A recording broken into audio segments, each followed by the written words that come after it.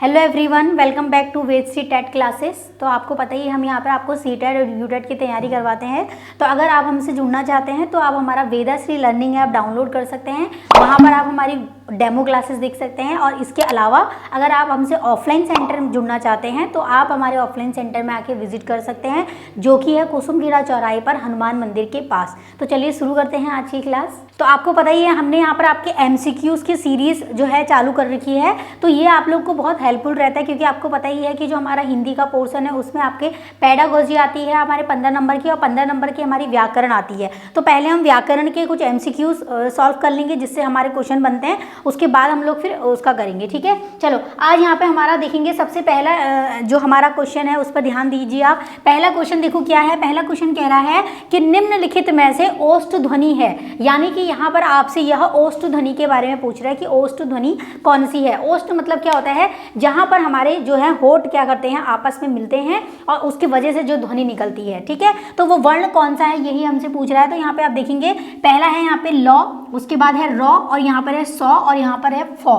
तो आप एक चीज आराम से देख सकते हैं, ओष्ठ ध्वनि की बात अगर की जा रही है तो एक चीज आप देखेंगे कि यहाँ पर ल जो है वो हमारे सबसे लास्ट में आता है। ठीक है, तो जब ये लास्ट में हमारा ल आ रहा है तो य र ल वो आ रहा है, तो ये जो य र ल यानी कि ये दोनों एक ही हैं, इसका मतलब ये अंतस्थ हैं। ठीक है, तो ये अंतस्थ हैं, तो ये सीधी सी बात है ओष्ठ नहीं है। ठीक है, और इधर यहाँ पर आपका यहाँ देखेंगे ऊष्म, ये क्या है ऊष्म व्यंजन है, तो ये भी आपका जो है ओष्ठ नहीं है। यहाँ देखो फ, तो आपका जो प वर्ग होता है, ये जो प वर्ग होता है ये हमारा ओष्ठ उच्चारण, इसका जो स्थान होता है वो उच्चारण स्थान क्या होता है ओष्ठ होता है, यानी कि प फ ब भ म म तक ये हमारे क्या होते हैं ओष्ठ होते हैं। ये आप लोग ध्यान रखेंगे। अब यहाँ पे आ जाएंगे हम लोग, जिन शब्दों के अंत में अ आता है उन्हें हम लोग क्या कहते हैं। अब यहाँ पर देखो थोड़ा सा आपको समझने की ज़रूरत है कि यहाँ पर ऑप्शन में दिखा है अनुस्वार बोलते हैं, अयोग्य वाह बोलते हैं, या अंतस्थ बोलते हैं, या अकारांत बोलते हैं। तो एक चीज़ आप लोगों ने ये नई चीज़ सीखनी है कि जिन शब्दों के पीछे अगर अ आ जाता है,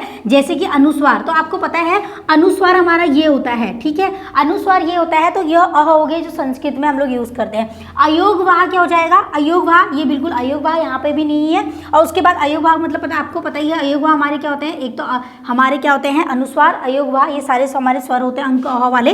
तो अंतस्थ भी नहीं होगा, अंतस्थ में हमारा क्या है य र ल व। ठीक है, तो यहाँ पर एक चीज आप लोग को दिख रही है अकारांत, यहाँ अ से इसको मेल कर लो तो आपको आंसर मिल जाएगा, तो अकारांत। अब मैं और बता सकती हूँ, ये अकारांत और इसमें इकारांत भी होता है, इकारांत भी होता है, इसमें आपका उकारांत भी होता है, इसमें आपका ओकारांत भी होता है।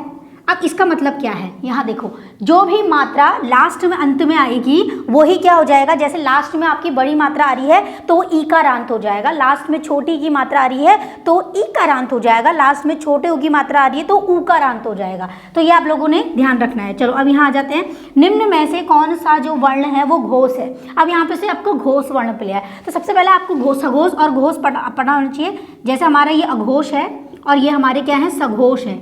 ठीक है, अब यहाँ देखो जो अघोष होते हैं वो प्रथम और क्या होते हैं द्वितीय होते हैं, और तृतीय चतुर्थ पंचम हमारे क्या होते हैं सघोष होते हैं। अब आपको ये देखना है कि जो घोष है वो अघोष में आता है या सघोष में आता है। जब आपको आंसर मिल जाएगा कि जो हमारे अघोष होते हैं वही हमारे क्या होते हैं सघोष होते हैं, यानी कि तीसरा चौथा और पांचवा। अब आप आंसर में आ जाओ, निम्न में से कौन सा वर्ण घोष है। अब आप देखेंगे प फ, ये क्या है प्रथम द्वितीय, यानी कि ये आंसर आपका नहीं हुआ।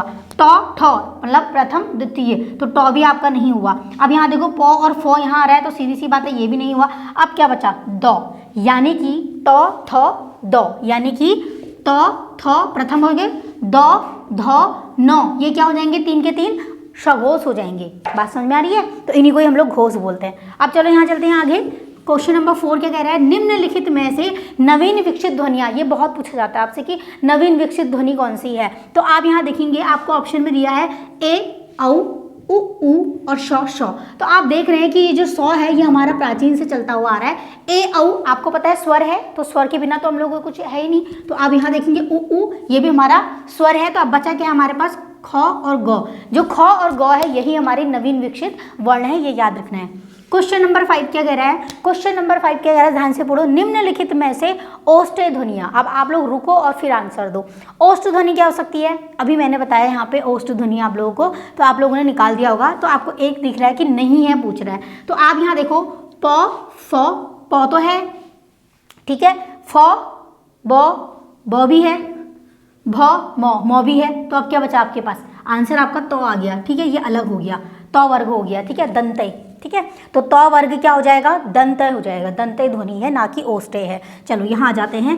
हिंदी भाषा में मूलतः वर्णों की संख्या बतानी है आपको। हिंदी भाषा में जो हमारे वर्ण हैं उनकी संख्या बतानी है। तो आपने यहाँ पे व्यंजन नहीं बोलना है, अभी आप व्यंजन ना बोलो। तो आपको पता है यहाँ पर वर्ण पूछ रहा है, तो व्यंजन और स्वरों का जो मेल है वही हमारे वर्ण कहलाते हैं। अब यहाँ पे देखो, जो हमारे व्यंजन है वो 39 है और स्वर हमारे 13 हैं, और 39 और 13 मिलके क्या हो गए, 52 हो गए। तो राइट आंसर आपका सी हो जाएगा, 52। चलो नेक्स्ट क्वेश्चन पे चलते हैं। नेक्स्ट क्वेश्चन क्या बोल रहा है, 7वां क्वेश्चन क्या बोल रहा है, यहाँ पे आप ध्यान से देखेंगे।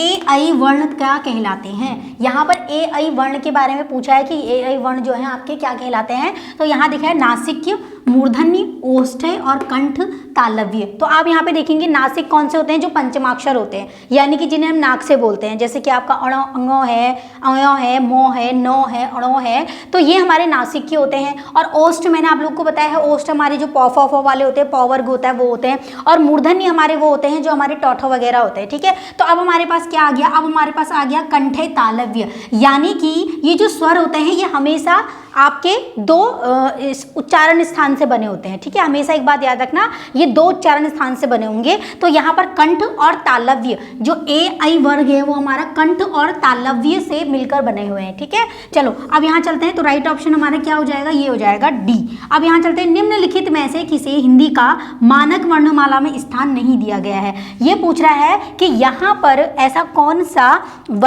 कौन सा मानक स्थान है जो वर्णमाला में नहीं दिया गया है।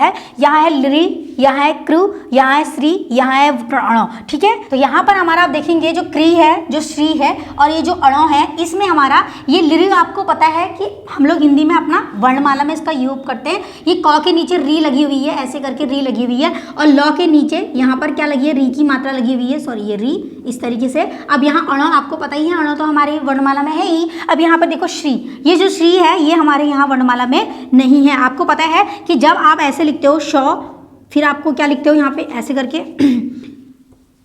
अक्ष, तर, ज्ञ। तो आप कभी भी जब अपनी वर्णमाला लिखते हो तो ये श्र आप नहीं लिखते हो, ये वाला श्र हम नहीं लिखते हैं। हाँ, ये हम लोग अपना यूज़ करते हैं श्रम लिखने में और वैसे लिखने में, लेकिन इसका कोई उपयोग यहाँ पे वर्णमाला में नहीं लिया गया है, बाकी ये यूज़ होता है, ठीक है। चलो अब यहाँ जाएंगे, क्वेश्चन नंबर 9 क्या कह रहा है, निम्न शब्दों में किस शब्द के द्वितीय व्यंजन है, किस शब्द में द्वितीय व्यंजन है। द्वितीय व्यंजन क्या होता है, दो तो मतलब व्यंजन, यानी कि दो व्यंजन जब आपस में मिलते हैं या दो व्यंजन एक से ज़्यादा अधिक बार आ जाते हैं तो वो द्वितीय व्यंजन हो जाते हैं। जैसे कि यहाँ देखो पुनः लिखा हुआ है, तो आपको पता है कि पुनः में तो कोई ऐसा व्यंजन दिख नहीं रहा है जो एक ही बार आया हो और एक ही हो, ठीक है। तो ये भी नहीं है आंसर, उत्साह में भी नहीं है, इलाहाबाद में भी नहीं है। आप आराम से देख सकते हो दिल्ली में 2 बार लॉ आया हुआ है, तो दिल्ली हमारा राइट ऑप्शन हो जाएगा।